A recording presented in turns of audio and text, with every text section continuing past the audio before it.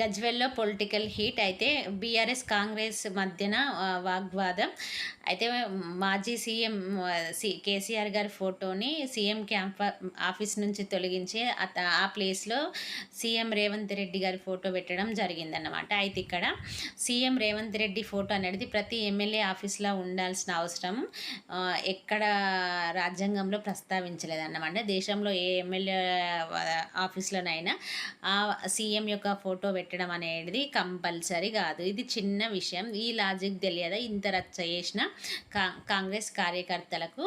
అయితే ఇక్కడ మనము తెలంగాణ తొలి ముఖ్యమంత్రిగా, తెలంగాణ ఉద్యమకర్తగా, అలాగే తెలంగాణ భాష, తెలంగాణ యాసను దేశం నలుమూలన చాటి చెప్పిన కేసీఆర్ గారికి, అలాగే మనం మాజీ సీఎంగా మనం కంపల్సరీ రెస్పెక్ట్ ఇవ్వాల్సిందే.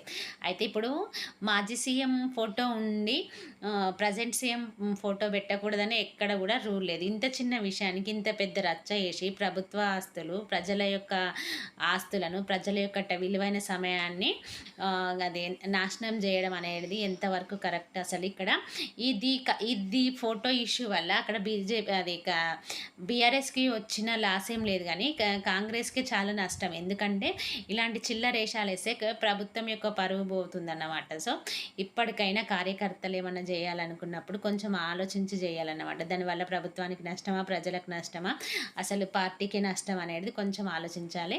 అయితే గజ్వెల్ కేసీఆర్ వచ్చినాక చాలా డెవలప్ అయింది. గజ్వెల్కి ఇంతకుముందు కేసీఆర్ కన్నా ముందున్న ఎమ్మెల్యే కంటే కేసీఆర్ వచ్చిన తర్వాత గజ్వెల్ అనేది ఎడ్యుకేషన్ హబ్, ఇలా చాలా విషయాల్లో చాలా బాగానే డెవలప్ చేసిండు.